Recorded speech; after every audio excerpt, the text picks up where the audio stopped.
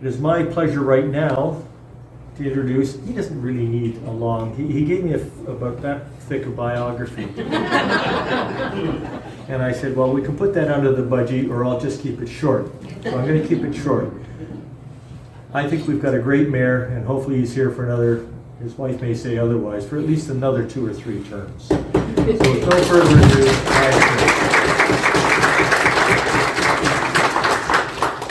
Thank you very much, Glenn. Do you want to hold the mic or it's okay like that?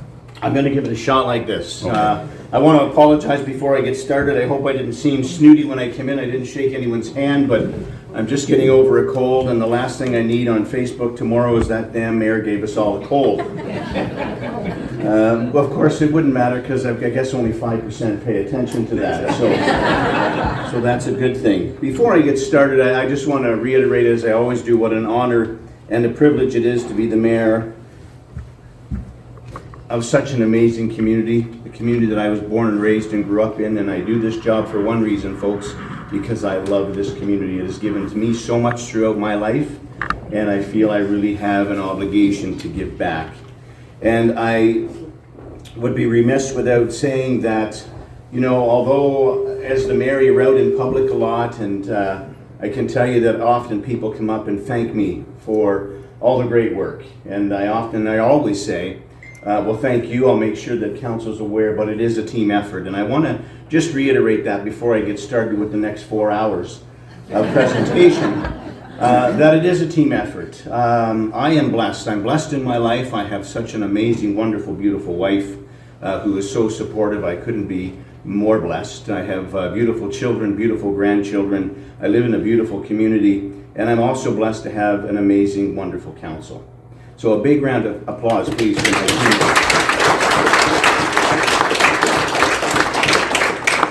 Now, although some of them can be a lot of work sometimes, I am truly blessed to have them, and I want to go beyond that, because not only do I have a wonderful council to work with, but I will tell you that the team at Town Hall, the executive leadership team, and all of the employees that work every day so hard to make your lives the best it can be are part of that team, and they deserve a round of applause too, please. So I'll get started, and we'll get right on to the first slide if I can, and that is council gave the CAO this year, Andrew McNeil, a very tall order, and that was to not come back with any more than a 4% tax increase on the first round. And I can tell you that 2 weeks ago, draft 1 come through, and I think I can say and speak for all of council that we are all very pleasantly surprised with what we've seen at 3.97. I can tell you that they worked very hard at that. Ladies and gentlemen, every year, as you know, costs are rising, and they're rising rapidly. The cost to do projects is rising rapidly. I'll just give you an example. River Road West, from Veterans Way to Blueberry Trails, is almost $20 million. So when you look at, you know, why taxes are necessary, that's a big part of that. And I'll go through some more of this as we go through the presentation. But I think what's really important and to be clear about is that the services that your tax bill supports, because they're not all just municipal.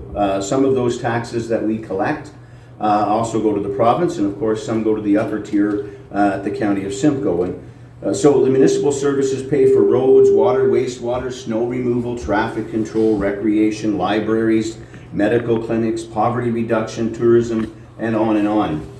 And then the provincial level, which is a level that we have no control over. Although we have to collect the dollars from you as part of your taxes and send it to the province, we have no control over that. And those services include things like policing, and education, and health, and Service Ontario centres.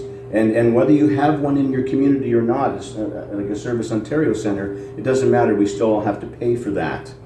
And then when we get on to the County of Simcoe services, you know, there's another big part, and that they look after many different services as well, and social services and paramedic services are just a good example of what those are. And you know, Deputy Mayor Snell and I today sat a good part of the day in the county budget meeting, and I can tell you that none of these services are cheap, that's for certain.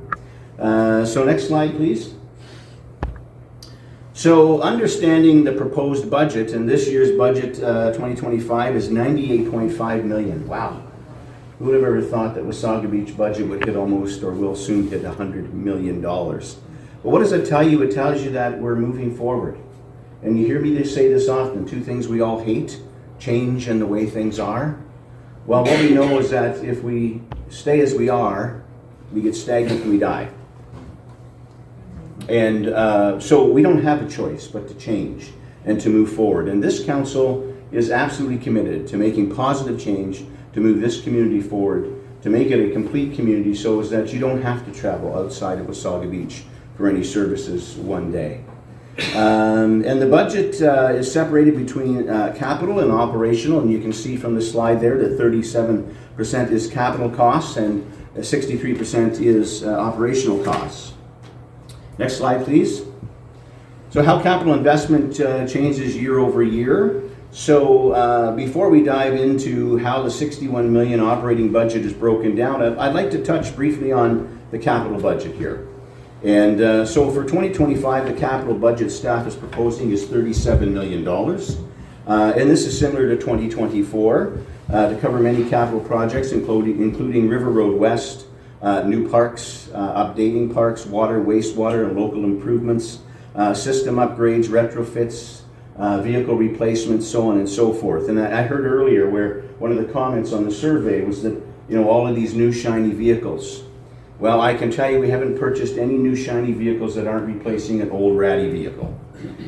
This council has been very, very tight and making sure that when staff are coming forward and they're asking for these things in the budget process, our CAO and deputy CAO and general manager sit down and they go through that budget line by line. I promise you that. And so, you know, what's important to note here is that the large cost from 2023 of 60 million was all based on one project, and that is the Arena Library project. That was as you've heard and you've seen it written, you've seen it talked about, that was a legacy project. And so in that year they did very little or nothing else but build that Arena Library. Of course, as you know, we are all saddled with the complete expense of that, and this council is now left with the challenge as to how we'll pay for that, and I'll talk a little bit more about that as we go through the process. So we're still seeing those costs that were not included in that 60 million as well that are coming at us, that we're finding as we go through this, and we're now almost our first year being open. And simple things like railings down the stairways. You know, we have a lot of elderly people in our community. I don't like to say I'm elderly yet, but I like to have a handrail to hang on to as well. And so we're about to place those handrails in the next month or so. They'll be here and they'll be installed so as that we don't have to worry about how we get up and down those stairs. And the simple things, irrigation.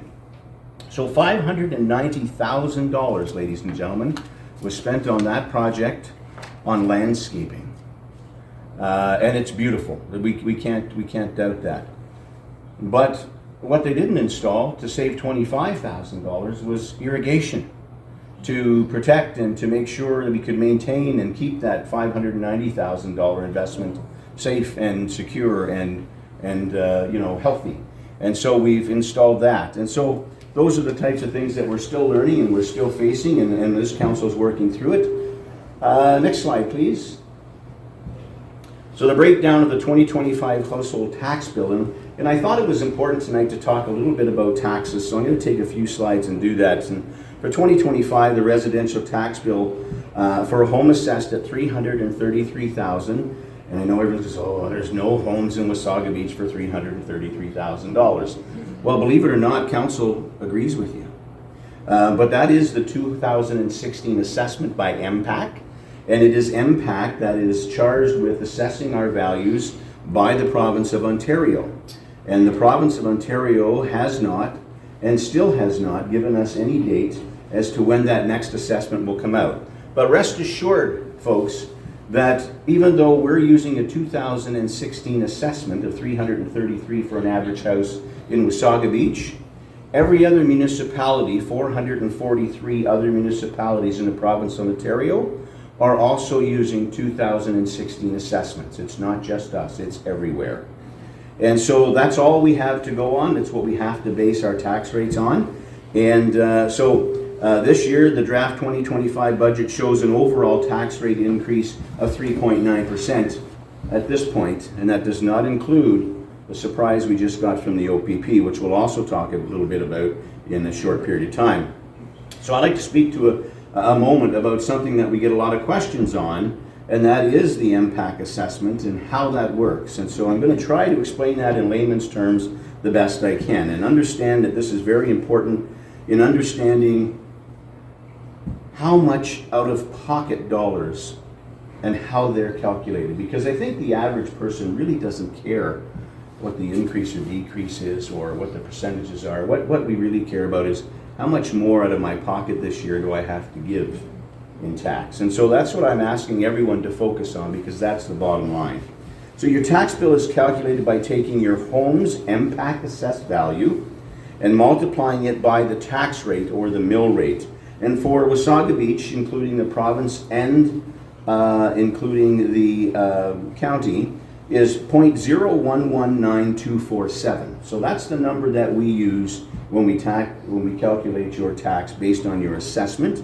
And so basically, if you took 333,000 times 0.019247, you'd get a tax bill of $3,977. Now, of that, 0.0030997 is for education, or sorry, for the county, and 0.0015300 is the education portion. So next slide, please. Here's what we know. We know that based on the 2024 MPAC assessments, every community uses that assessed value to calculate taxes. And the problem is that the last MPAC, as I said, was in 2016, and there is currently no date set by the province for the next assessment. And so because of this, they've not reassessed, and reassessment on average is about 2% per year for municipalities that we now have to make up for in tax rate increases, because we're not getting that 2% on average through the assessment. And the assessment is done every 4 years, but phased in every year for 4 years. And so that works out to roughly 2% across the board. And so we have to make up for that loss of revenue until they reassess. So next slide, please.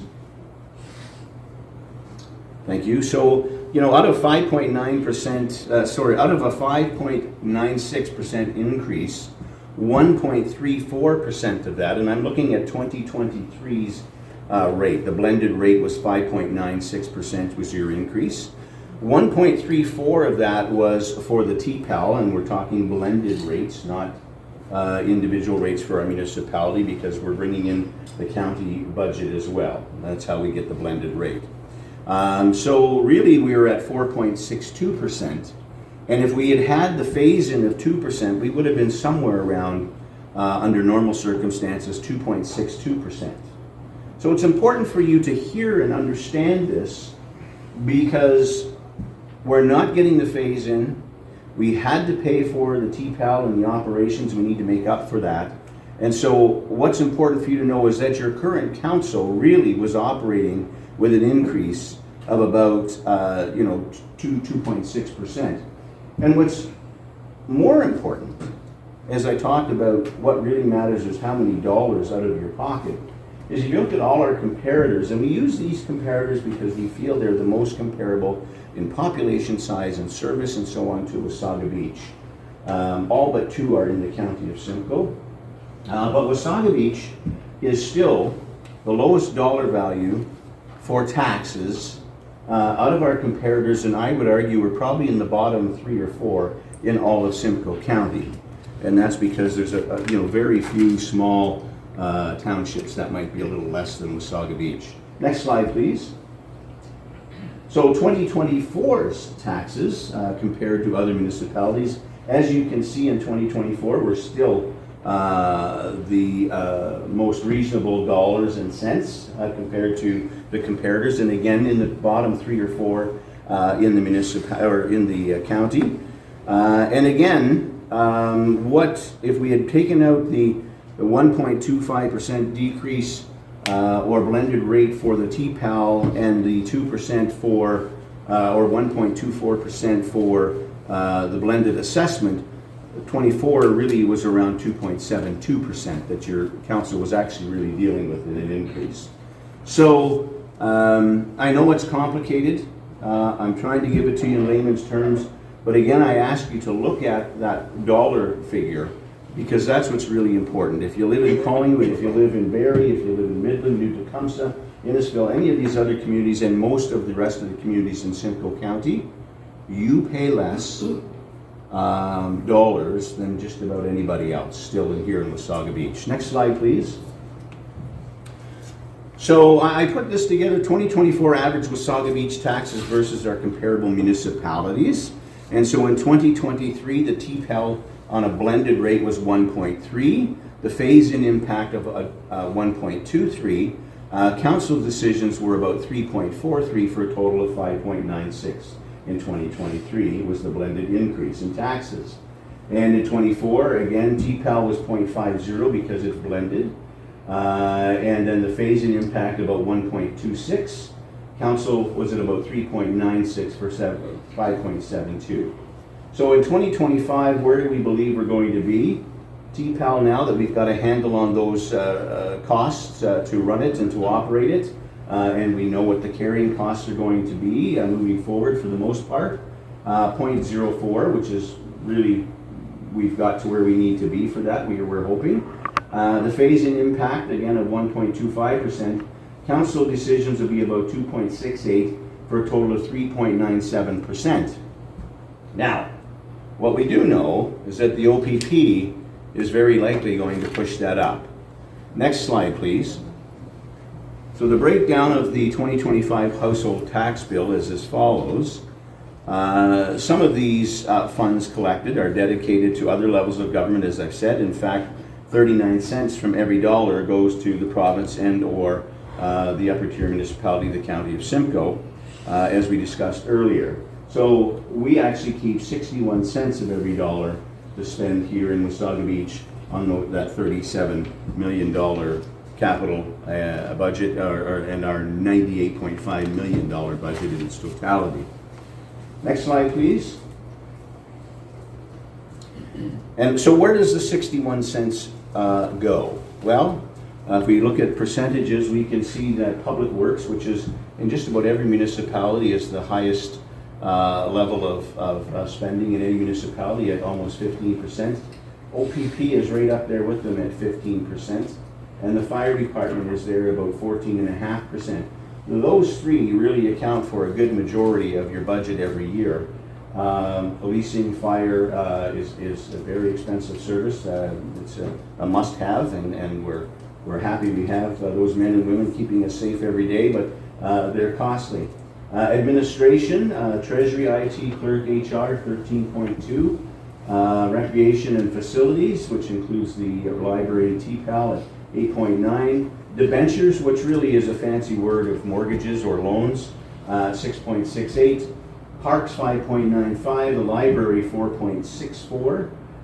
Community events, 2.86. And you can see the list goes on. And what's important that I wanted to point out here is the beachfront properties, and our costs to carry those every year are just about 0.5%. So although the official opposition party here in Wasaga Beach would say that we blew the bank on this, it really is a very small percentage of your taxes, and the good news is that as we move forward, we know that we're going to get everything we spent and then some back. We're quite confident in that, and we'll talk about that a little bit as well as I move on. Next slide, please. So let's talk a little bit about policing services. You know, you've probably heard, we've been talking about it. I've been on CTV, CBC, talked to many other outlets about the shock that we actually received last week or maybe a week and a half ago from the OPP, and not just Wasaga Beach, but every municipality that the OPP serves in the province of Ontario, which I think is about 329. municipalities. I think the average is around 25 to 27% increase. So that's about a 1.75, about 1.6 to 1.75% increase that we have now got to find a way to absorb, or it's going to be added to the 3.97%. Our friends in Collingwood are facing a 5, almost 6% tax increase because of this. And so, you know, we've all pushed back. I've had many conversations with other mayors and deputy mayors. I haven't met one yet who's happy about it. We've all pushed back. The Solicitor General actually issued a statement very quickly last week that they were willing to work with municipalities and that they wouldn't push these costs on to municipalities so it had a negative effect. I don't know what that means, but we will find out hopefully, and so we'll wait with bated breath to hear from the province, and then we'll have to make some tough decisions one way or the other, unless, of course, the Premier is prepared to eat that at the provincial level, in which case we'd all be very happy with him. And you know, we probably have an election coming in spring, so maybe. You never know. Next slide, please. So, 2025 budget timeline. So staff have provided many opportunity for residents to share their feedback on this budget. And I'm sure that if any of you were in attendance at the budget meeting held last week at the REMAX room at the TPAL, it was fairly well attended. But if you're unable to attend that, we do have another public meeting coming up on November 14th. And that will look after more budget, water and wastewater fees and services that will be presented to council that day as well, and you're welcome to attend that. Next slide, please. We also have our Stay Informed and Share feedback. So we have engaged with sega.ca, which I encourage you to go to for more information on budget and other matters here in Wasaga Beach. And we'd like you to follow the 2025 budget process and share your feedback. We encourage it. There's one thing I can tell you that this council is not afraid of. It's tough questions, and it's tough words about what we should be doing better. We realize that we're far from perfect. We're doing the absolute best we can in the best interest of all of you. And we want to hear the good, bad, and the ugly, because that's how we get better at the job we do in serving you. And staff will consider all of that feedback, and they'll provide council with their final draft recommendations based on that feedback, as well as other things that will affect the budget on November the 28th. So that's it for budget. Next slide, please. And I want to move over now just for a few slides to the beachfront development, because I'm quite confident that this is on a lot of people's minds. Next slide. So what happened with Fram? Now again, I'm really happy that only 5% get their news from Facebook, because it's just not a good place to get your news from. The one thing I want to be very clear on, and you see this on Facebook a lot, that Fram kicked BS to the curb, or Fram kicked Wasaga to the curb. Ladies and gentlemen, Wasaga Beach made the decision to part ways amicably with Fram Developments. That's the cold hard facts. And I've had people say, what the hell were you thinking? Well, I'm going to tell you why, and I'm going to tell you what we're doing to move forward. And believe me, council had some deliberation on this, and it wasn't an easy decision, because I want to be clear before I go any further that Frank Giannone and Fram Developments is a top-notch, world-class corporation. And they're a top-notch, world-class organization who is very successful because they are very, very prudent. They're very fiscally responsible. They're very conservative. And they have a number that didn't come anywhere close to the number that we know where we should be, never mind where we need to be. And so I'm sure this question's all on your minds as to what happened. And in short, we just couldn't come to an agreeable contract. And council is 100% committed to doing what is right in the best interest of you, the taxpayer. I can assure you that this council is never going to make a decision or make a deal for the sake of saying we made the decision or we made a deal. We're only going to do it if we truly believe it is in your best interest as the taxpayer of this community. So, in a nutshell, basically Fram was not willing to pay fair market value for these lands. They wanted us to freeze the 2024 development charges from now on going forward.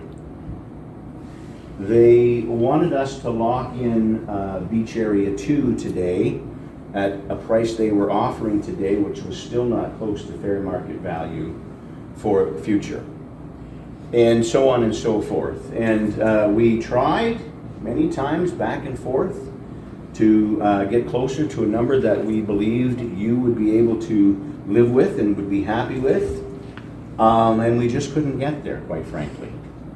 And so there comes a time where you have to say, look, it's time to, put up or shut up and move along. And so we met with Fram and our lawyers and their lawyers.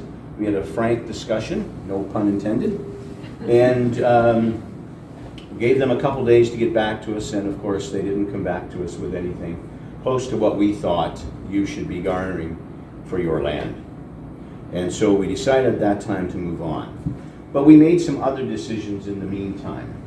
And so where are we now? Well, the town immediately upon ceasing that deal with Fram and announcing it to you, issued a new RFP, which would be a 45-day RFP, that had some things in there that were much more clear, and we brought the focus down to a smaller area.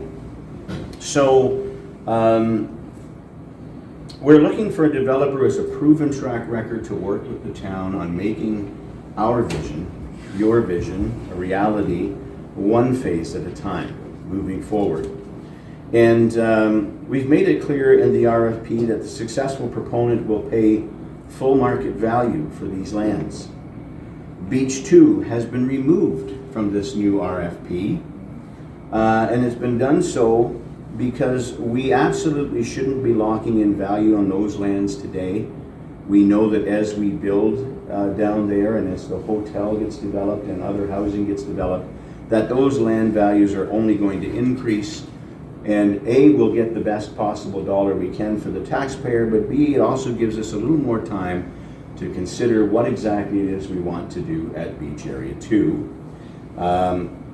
The people in Wasaga Beach in our public consultations have been very clear what they want to see, but they've also been very clear that let's wait. Let's not move everything at once, and let's look at Beach Area 2 and determine what might be best. And so that's what we've decided to do. So what's the town looking for in the RFP? Mixed use development, of course. At-grade commercial use along Beach Drive with additional opportunities on First Street in Moseley. Identification of an anchor, uses that can be year-round visitation, and high-quality placemaking. We want to contextually have appropriate architecture that will suit our beachfront. Public pedestrian access between Moseley Street and Beach Drive. Development that will appeal to longer stay families through ownership, rental, short-term accommodation. Any affordable attainable housing units need to be specified up front so that we're aware as to what's going on. And any required relief from the town's official plan, our zoning bylaws, all needs to be specified up front. And the town is receptive to relocating and removing the existing Second Street right-of-way in considering parking below grades and streets. So where parking is proposed below streets, preference is that private streets with public easements then be over top of those.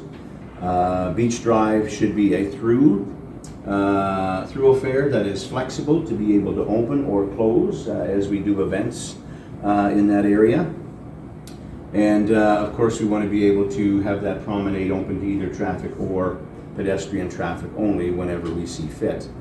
As of today, I can tell you that the RFP packages have been picked up by 7 developers, and CAO McNeil has had 4 telephone conversations at length with other developers who have been inquiring about these areas. And the area we're looking at right now is from Beach Drive to Moseley and First Street to Third Street only. Next slide, please. Oh, I already did that one. Next slide, please. All right. And the beachfront redevelopment in Sunray, you know, the great news is that the change in developer has not had any negative effect or impact on the development of the hotel. In fact, it may have pushed them further ahead with the new partner being Sunray and planning to have shovels in the ground, as they said in a press release last week, their press release, as early as 2025. And the LOI covered that we have with them, we covered off as many things as we possibly could that would be in the offer of purchase and sale, so as that we wouldn't be having lag time now as we get closer to moving forward to make it all happen. And so I want to talk a bit about phasing. So if you go to the next slide, please. So phasing for the hotel is very important. Before I get to that, I'll just say the reason Sunray is not walking away or is not concerned, and the reason they're still here, is because it's the town of Wasaga Beach who brought Sunray to the table. It wasn't Fram Developments. And when we brought Sunray in and we introduced them to Fram then agreed that they would waive their rights to these lands so that Sunray could move forward there. And so even though that Fram is gone, we set it up this way so as that we could still carry on if that was to happen at any time with the hotelier. So the phasing of these lands will be the hotel, which is the pink one, will be the absolute first phase to be built. And that is in the letter of intent, and they've agreed to that. Now that is absolutely the biggest risk by Sunray, because you know that's going to be $50–60 million probably to build that, and they'll be hoping for the best. We're confident they're going to do just fine. The second building that they will build in their phasing is Incinerary Building 2, which is this building here that is fronting what's now known as Festival Square. And the good news is they're going to build that building, and they're also going to build that public square. They're going to build it and pay for it on their land, and then they're going to allow the town of Wasaga Beach to place an easement on that land in perpetuity, so as that we can then look after it, maintain it, activate it, use it as though it was our land without you having to pay to build that square. And then the third phase for them is the building on Moseley Street, Incinerary Hotel number 1. And their final building will be Incinerary Hotel number 3, which is on Beach Drive. And they're doing that because, of course, it's going to be the highest and best value. All of these Incinerary Hotel buildings are condominium type buildings that if you buy one, you can opt into putting it into a rental pool, like with the hotel, just the same as you see at the Village of Blue.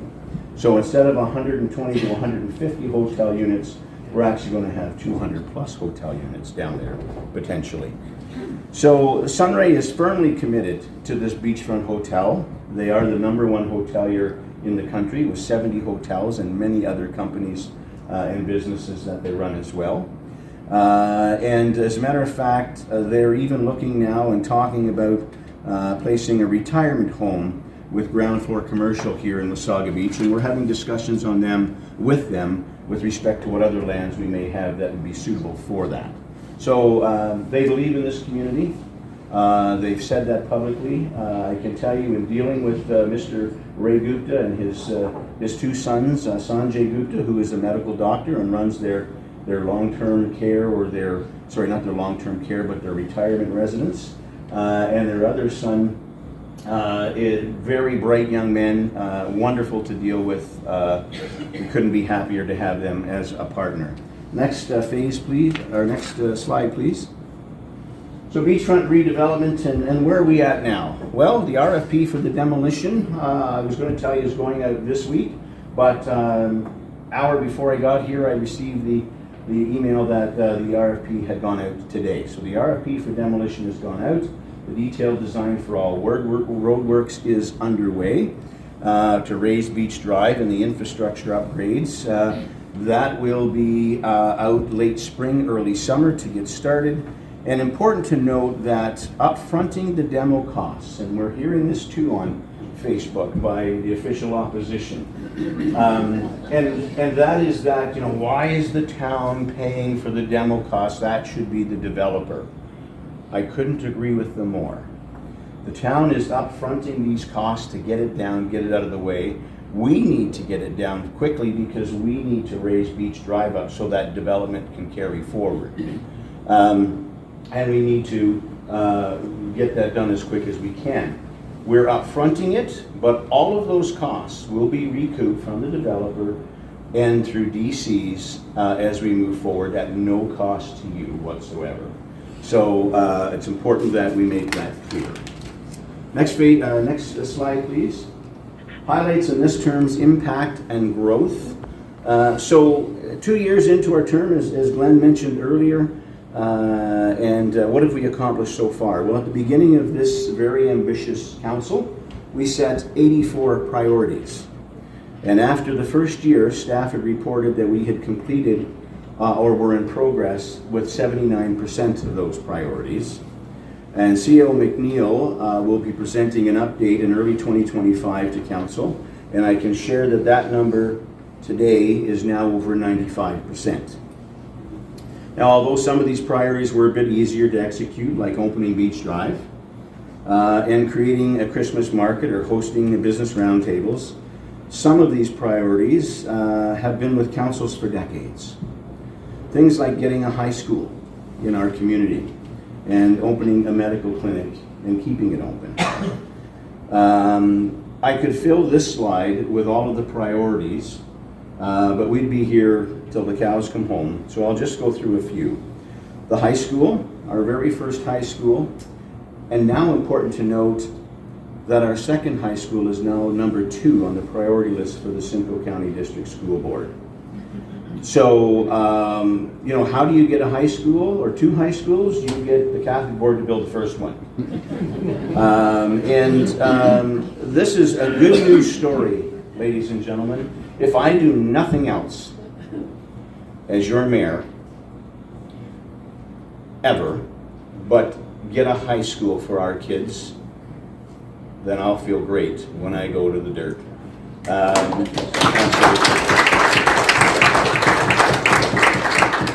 Because there couldn't be anything more important for our community. Having our kids educated here in our own community, no longer being referred to as the beach kids, being able to train in post-secondary training within their school, to be able to have world-class facilities in that library and gymnasiums that'll be created, to have the shops required. And then, of course, with the second high school, I'm sure the Simcoe County District School Board is going to do an absolute awesome job in that school as well. And to be able to then leave there and try to hopefully keep them here in Wasaga Beach throughout their adult life, there couldn't be anything more pleasing to me. So we should all be very proud of that. Our first high school, part of the community hub, and using, you know, parts of the library, and I heard it said earlier that what a great way to get funding, and that's exactly what this council did. We first met with a parliamentary assistant and said, you know, what do we need to do? And she made it very clear. She spelled it out for us. She gave us the roadmap, and we followed that to the T, and here we are today. Reopening Beach Drive. I know why people love it, but I don't know why it was so passionate, but it was. And the economic growth in tourism in Wasaga Beach is up more than 20% above 2019 levels, probably at its highest level in a decade or more. We signed a deal with Sunray for the first beachfront premium brand and new hotel and new commercial space. And that'll be about 100 jobs to our community. The high school and K-12 school, I should say, will be another 250 jobs. When the second high school is built, another 100 or so jobs. We're working diligently with a large retailer who might sell hot dogs for $1.50. 350 well-paying jobs to our community, folks. Working with the developers to deal with the developer on the beachfront and over the next couple of months, and I am confident that we will find the right partner to come to the table here. The fact that 7 packages have already been picked up, that's more than was ever picked up, I think, at any time, or equal to, for the whole development in its totality. And so we're confident. The medical clinic already attracted 1 doctor to Wasaga Beach, and currently in discussions with another. So another great thing that we've accomplished. Innovative debt repayment. And you know, when we look at that chart that had $60 million in 2023, that was all one project. Nothing else that year got done. And here we are with no other levels of government paying for it. It's on us. And so this council made the decision to set up the Wasaga Beach Sports and Entertainment Corporation. And I can tell you that in 2025, the lineup will be announced very soon for concerts. I think you're all going to be quite pleased with it. It's quite a lineup. The estimated revenue in 2025 will be $2.3 million, with a surplus of $400,000 in profit that we'll be able to put towards that debt on an annual basis, and hopefully we'll increase that annually. So equivalent to what WDI does for Wasaga Beach. And so the team that is dedicated to doing that is invested.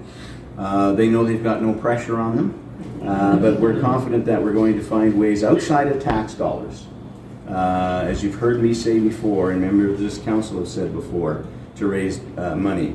Wasaga Stars Arena and Library, we completed that, and I'm happy to say that so far we are on or under budget, and we completed it on time despite the setbacks.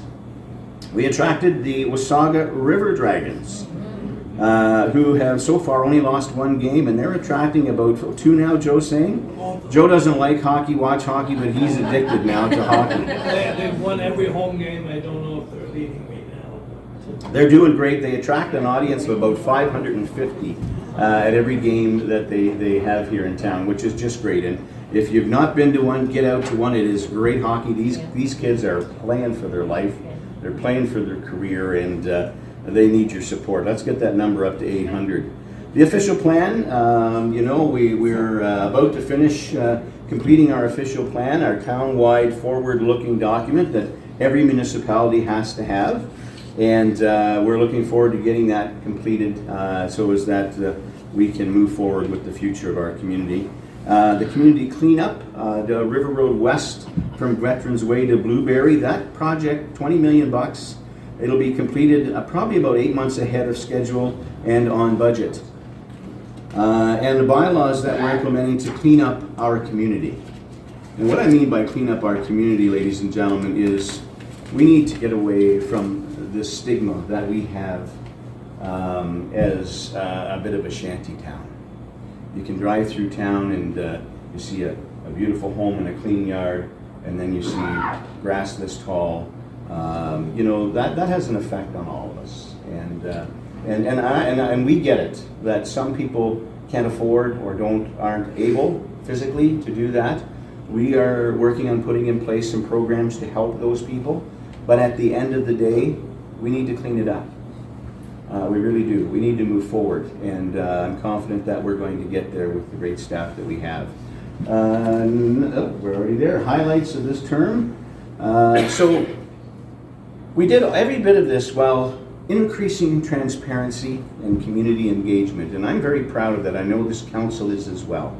This council, I can tell you, does more community engagement, and we hear it from cohorts and other municipality, other councillors who tell us, you know, it's amazing how much community engagement you do. There aren't many councils that'll have a public meeting where you can just come up to the mic and ask or say whatever it is you want. And we're all there getting ready to take it. But that's what we're about. We're about making sure that you have a say. And you might not like the results. You've heard me say it before. You may not like the answer, but it's going to be the truth. And this council believes in that. And we believe in making sure that you, the taxpayer, the community, are heard. Next slide, please. All right, so 2025 will continue to be a big year in Wasaga Beach, there's no doubt, in investing in our beachfront, working with the Sunray Group new developers to get shovels in the ground. Land sales, as many of you may have heard or may know, the town owns a ton of land. Some land we didn't even know we owned. And that land has been sitting dormant for many, many years. We have no use for it. We don't imagine there's going to be any use for a lot of it in the future. And so we believe it's best to be sold and put those tax dollars into the town's coffers to help reduce costs and help us move forward. Beautification, of course, we talked about that. It's a priority for this council. It also helps with tourism, and it just helps with community pride. And there's one thing I know as the mayor of this community is that we have a great sense of pride, and so we've got to keep adding to that and moving ourselves forward. Recreational upgrades. Many of our rec fields and facilities will be getting upgrades in the next year. We've seen a lot of that done this year past, and new parks and older parks that have been refurbished. Millions of dollars spent there. A transportation study that we do about every 5 or 6 years in Wasaga Beach, so it's time to update that so as that we have a good understanding of what transportation requirements are needed, not only from bus services, but just getting around. Road work, River Road West will be finalized, as I said, in 2025. Interim pedestrian signals will be installed at Wasaga Sands and Sunnydale Road. Parks, again, 2024, we've spent over $1 million. 2025 will continue. Centralized customer service. So one thing that we heard loud and clear and we've seen on a regular basis is that our customer service model here in Wasaga Beach has not been great. You come to town hall, if you want to build a shed, for example, and so you come into the front desk and they say, well, you got to go upstairs to the building department. So you go upstairs to the building department and they say, okay, well, here you go. Now you got to go down to the planning department. So you go down to the planning department and you say, okay, I got everything on. Now here I want to pay. Oh no, now you got to go downstairs to do that. So we have a team working on leading the customer service advocacy here that is led by Carla, and she's going to be working at making sure that we get customer service as simple and easy as possible for you to use, but making sure that everyone realizes that although you're taxpayers, you really are the customer. So we need to get that better and make it better, and we will. And I'll end with, there's much more to do here. So much more to do, and I'm confident that this council will complete all of our 84 priorities while keeping taxes as low as we possibly can, giving the opportunity for another term. I am quite confident that we'll be successful in making your town, our town, Wasaga Beach, the best place to possibly ever live, work, learn, and play. Thank you very much.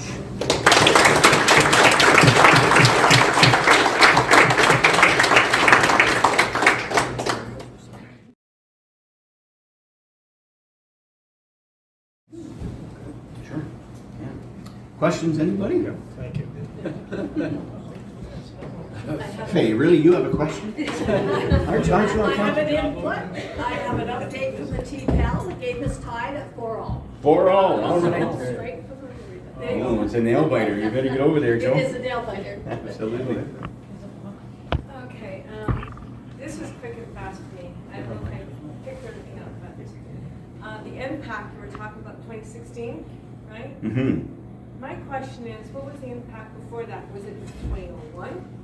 4 years. So usually MPAC assessments are every 4 years. So why is the government taking their frickin' time? Well, that's a question for the provincial government. They control that, not us.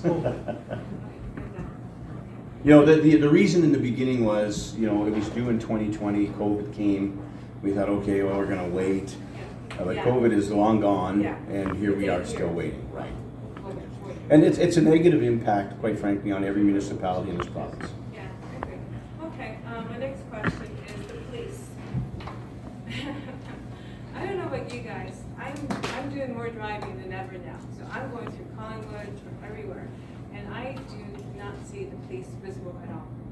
Collingwood around the roundabouts, they're always there. I hardly see them. Check Tim Hortons. Ouch. If you're good at when you discuss with the police, this is our tax dollars. You tell them to be more visible, because I do not see them, and I have not seen them for months. Okay? So the good news there, and I hear you, but what I want to say is that the men and women, the boots on the ground, officers in our communities are doing a phenomenal job, but I'll tell you, they are busy. And not only are they busy, but they're grossly understaffed.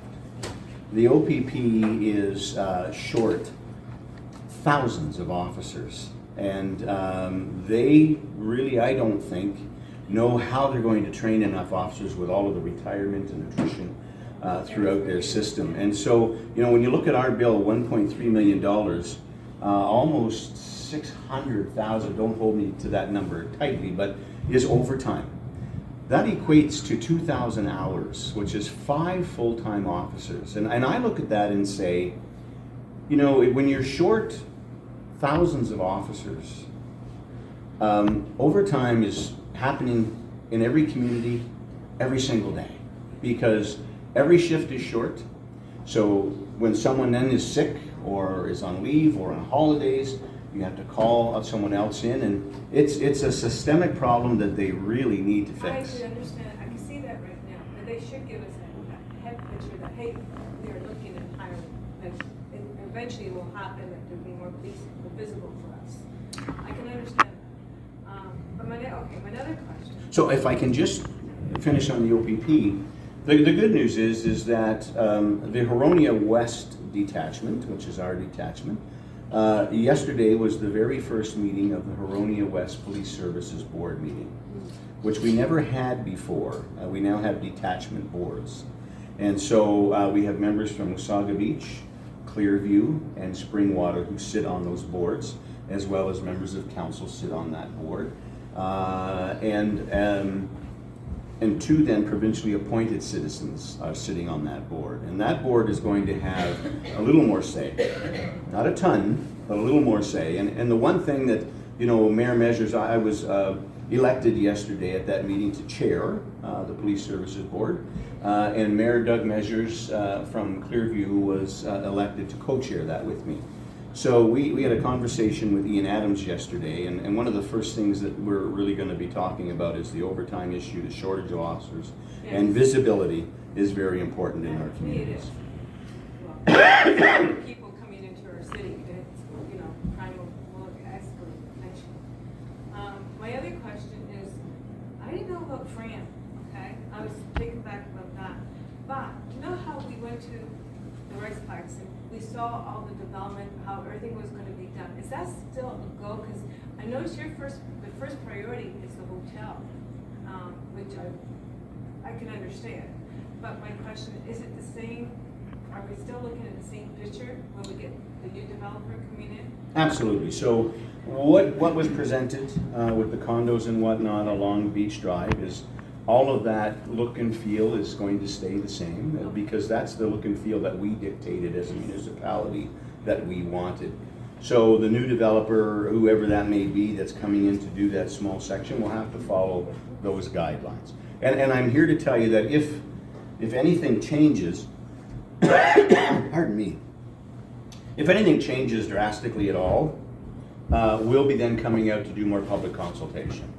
But you know, we're ensuring through this RFP that we are going to follow those same guidelines, those same criteria.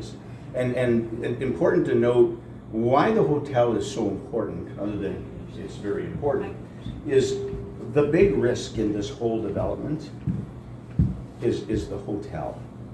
And you know, those are the folks that are really, it's why we believe getting developers now to do the other sections is going to be pretty easy, because we've taken a lot of the risk off the table. Okay, my last question, which is my last, that's it. Thanks, Frank. The high school, it's going to be located near the arena and the library, correct? The first high school is. The first one. My question is, I'm concerned the congestion. How are you looking at that? Because that's a high school, arena and library. You know what I mean? That's a lot of people in one area. And how? So here's the good news, and here's why it works. And we didn't invent this. There's many communities that have done this. So if you ever drive by the arena and the library during the day, Yes. parking lots are virtually empty. Yes, it is. Schools will use those parking lots during the day. When school's lets out at 3 o'clock or 2:30 or whatever time school lets out today, That's when people start going to the library, for the most part, but to use the arena with hockey and so on and so forth.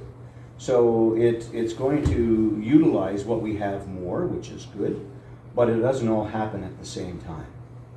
And any municipality who has high schools has people who drive, kids who drive to school and leave, and we survive. I can tell you that we are not concerned about traffic congestion in this municipality. At least I'm not. I don't think council is in any way, shape, or form.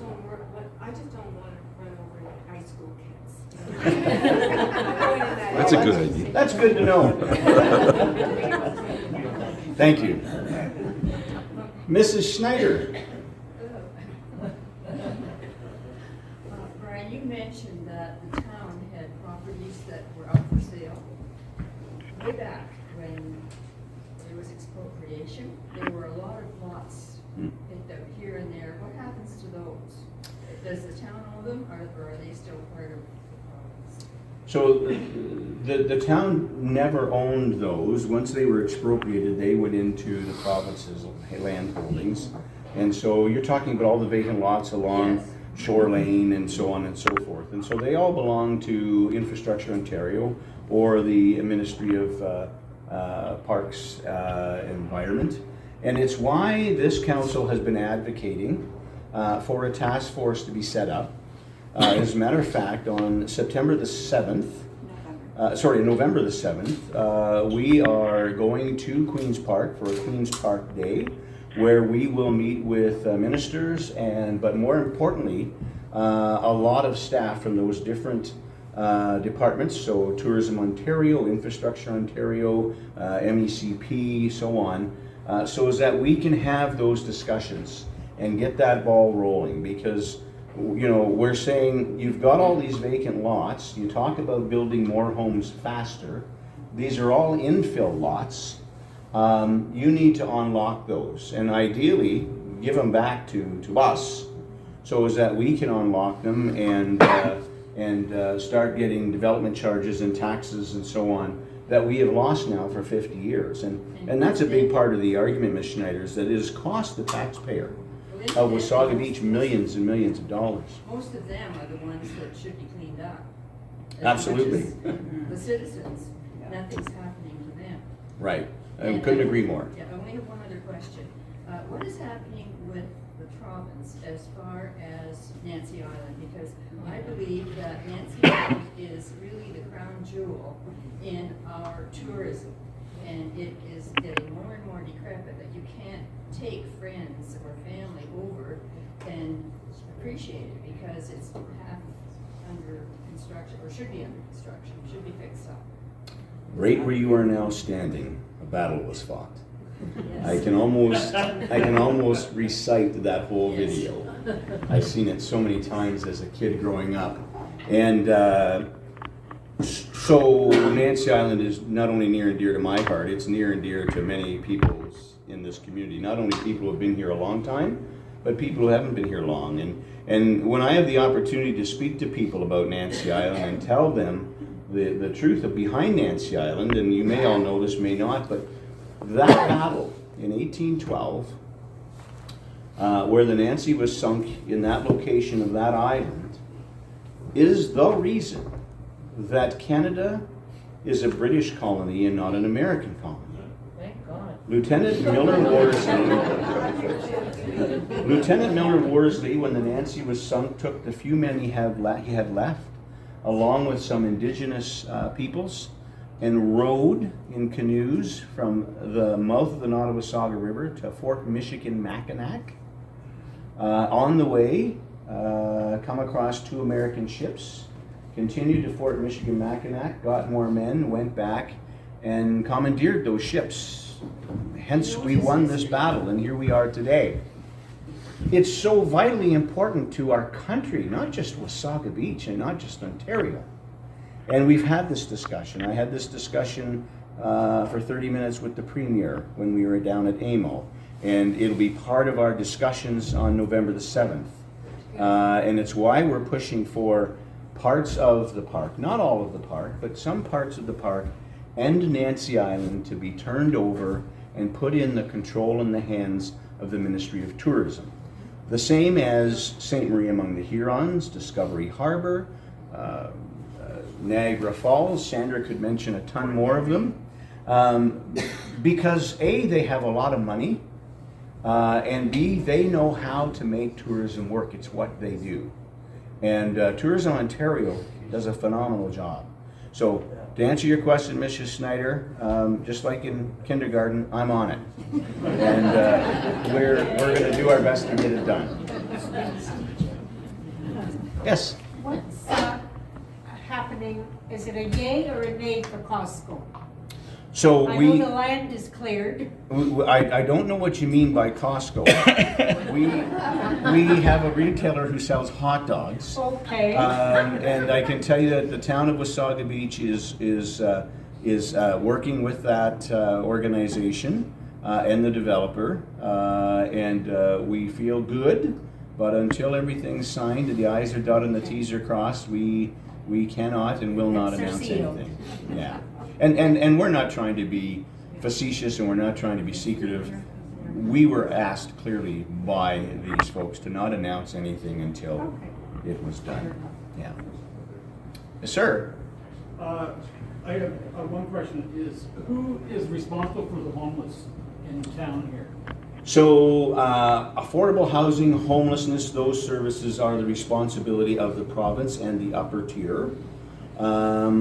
Having said that, they're in our municipality and we all have a responsibility to try and do what we can. So this is a great topic if you ever want to sit down for a while and discuss this, to have with our deputy mayor. She's very passionate about this, as well as our deputy chief. So on our local staff here in Wasaga Beach, our fire chief, Craig Williams, is that's in his wheelhouse, and he looks after it locally and working with the county, and the county of course works closely with the province. So it's we understand it's a problem, and when I say it's a problem, I don't mean that in a negative way, but at the end of the day, what we can't allow or let happen is for this to get out of hand, and we're seeing it not just in Wasaga Beach, we're seeing it in every municipality almost. I've said it a few times now where small town Ontario is now facing big city problems.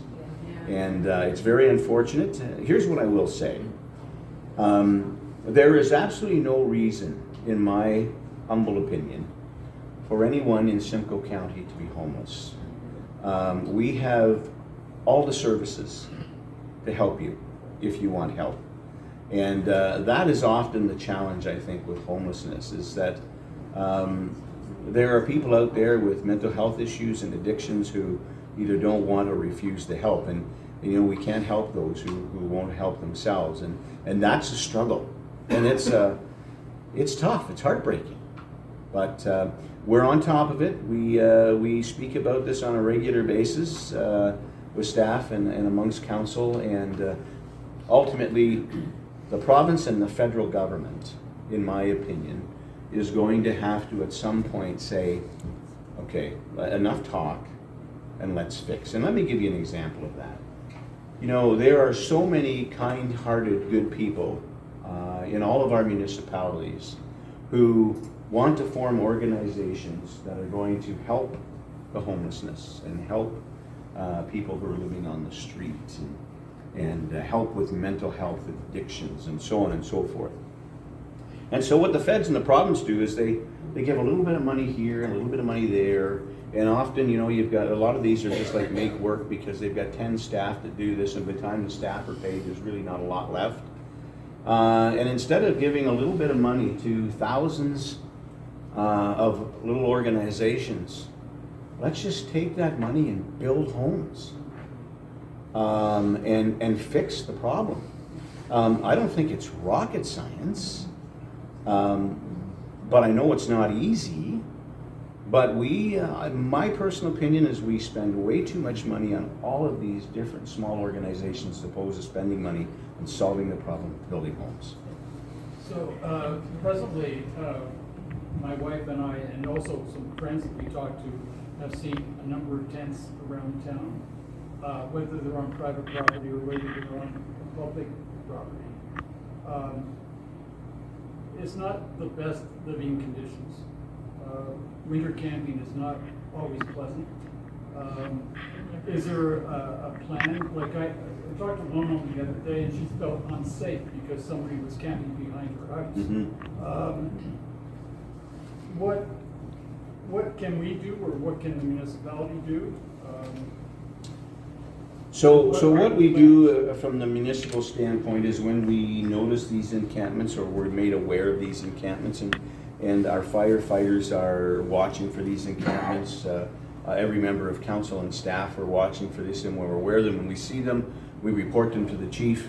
They then go out, they speak to the individuals, they give them and let them know, either our staff or working in conjunction with county staff, and we give them the information and let them know the services that are available to them.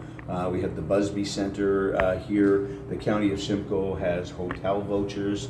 There's a plethora of services and solutions, but there's only so much you can do if that individual doesn't want help. But the good news is a lot of people take the help, and that's great news, and some don't.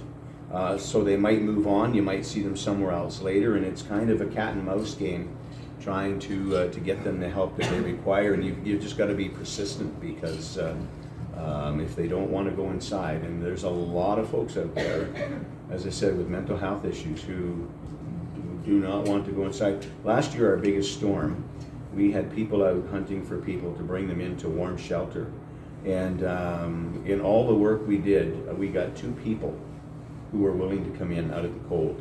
The rest wouldn't, and it was bitter. Yeah, it's a tough problem. It's not an easy solution, but be rest assured we're on it, doing the best we can.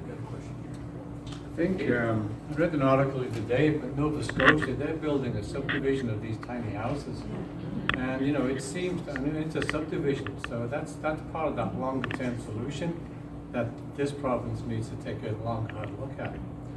I do have a question about the OPP budget shock. If it's not eased for this municipality or all the other municipalities, are there other solutions we can look at on a longer term basis? Because this could be something that happens time and again.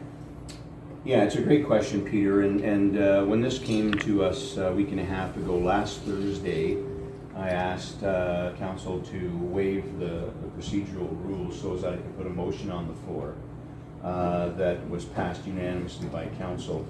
That speaks to the province on this issue, but also speaks to and asks the County of Simcoe to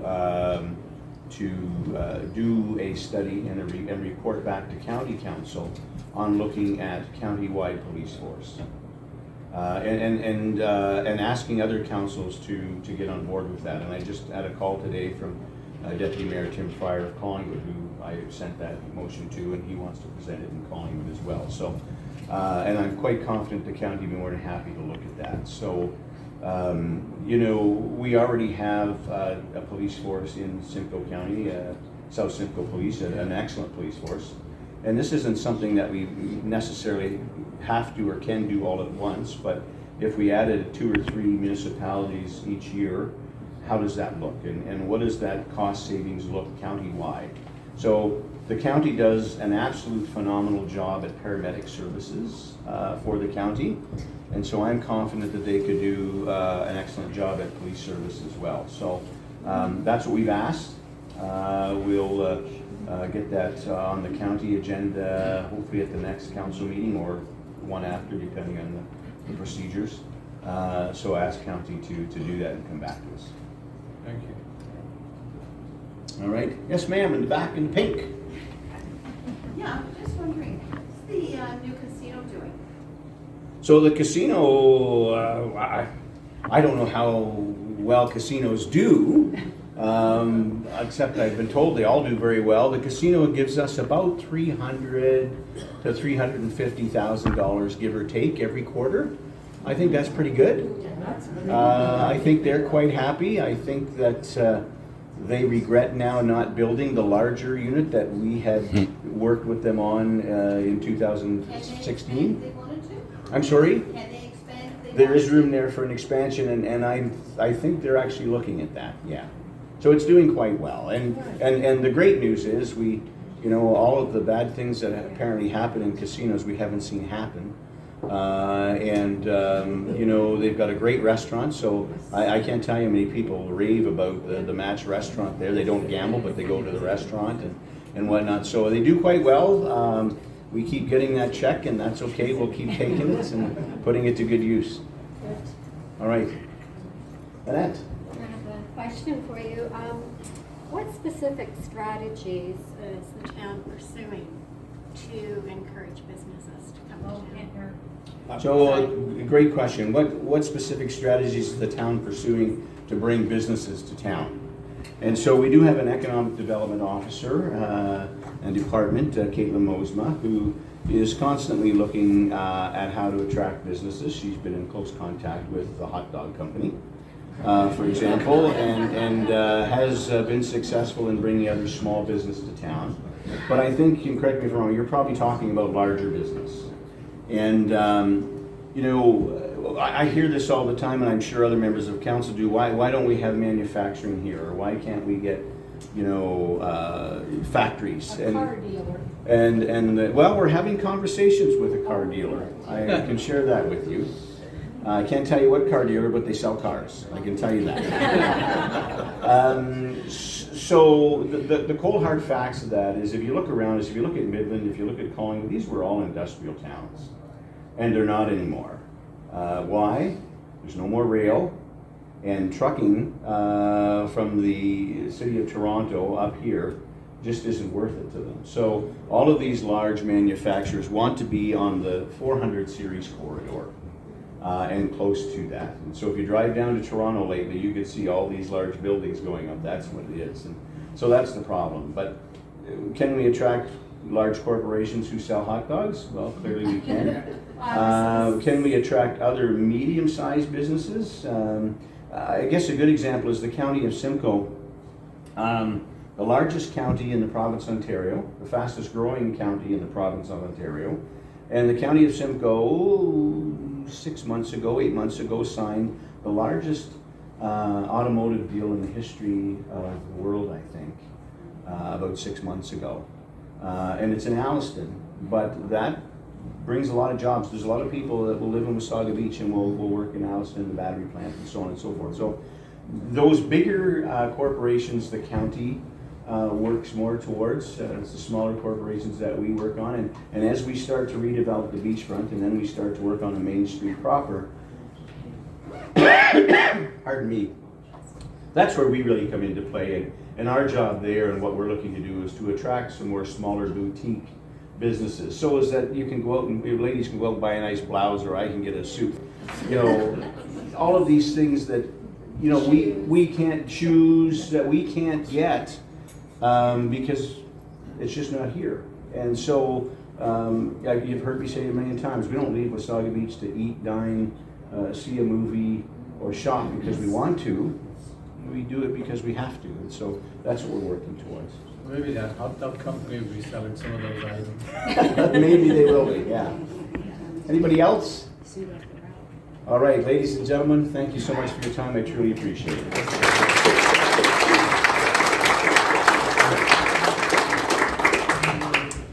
Thank you very much, everybody, for coming, and thank you, Mayor Smith, for you're always very eager to come and talk with us, and we really appreciate it. Thank you for all your insight.